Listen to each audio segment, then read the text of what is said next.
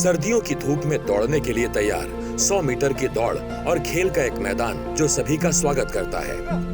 नई दिल्ली में modern school Barakhamba के सहयोग से ओमोयो स्पोर्ट्स ने इस इंक्लूसिव स्पोर्ट्स फेस्टिवल को ऑर्गेनाइज किया है।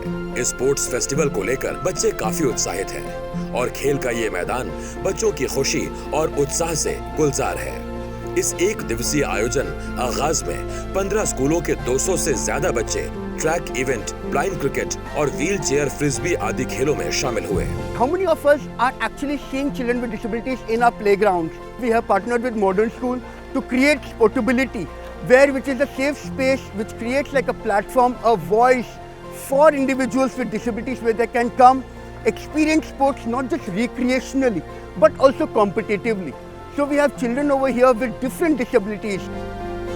स्पोर्टेबिलिटी सिर्फ इस एक दिवसीय आयोजन के बारे में नहीं है। पिछले साल मई में मॉडर्न स्कूल ने दिव्यांगों के आने और खेलने के लिए अपनी खेल सुविधाएं, अपने कोर्ट और मैदान उपलब्ध कराए। एक छोटे से रूप में शुरू हुआ कार्यक्रम अब लगभग 100 लोगों तक पहुंच गया है जो इस परिसर का उपयोग करते हैं। Schools are dotted across neighborhoods across the entire country. Every school can do this if they just allow their space to be utilized out of school hours. Then people come to modern school from far-flung neighborhoods and including from Ghaziabad and from Noida. They don't have to travel that distance. It costs them a lot of money with their wheelchairs and their equipment. etc. or they can go to just their neighborhood school if the school allowed them to come and play.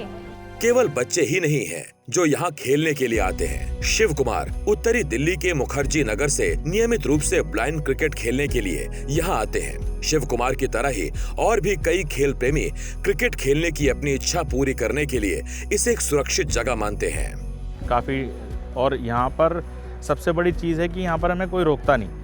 मतलब कि net पे अगर cricket suppose खेलते हैं, wheel chair cricket, तो वो ये नहीं बोलते कि पिच ख़राब हो जाएगी। अगर हम कहीं किसी ग्राउंड में जाते हैं तो वहाँ पर नहीं खेलने देते, वो ज़्यादातर बोल देते हैं कि पिच ख़राब हो जाएगी, वो व्हील्स के वो लगेंगे। तो इसी तरह हम यहाँ पर खेलने आते हैं।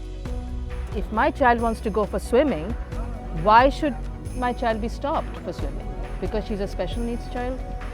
Why can't you keep a trainer for a special needs child? So things like that, or a playground.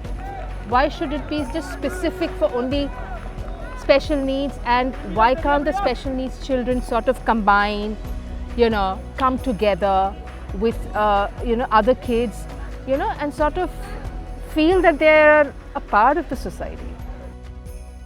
Inclusive playground और प्लेइंग फैसिलिटीज अभी भी भारत में अपना आदर्श रूप नहीं बना पाई हैं। इन्हें सरल होना चाहिए और दिव्यांगों के लिए इन्हें उपलब्ध कराने में किसी खास डिजाइन की जरूरत नहीं है। इसे सिर्फ थोड़ी समझ और जगह की जरूरत है।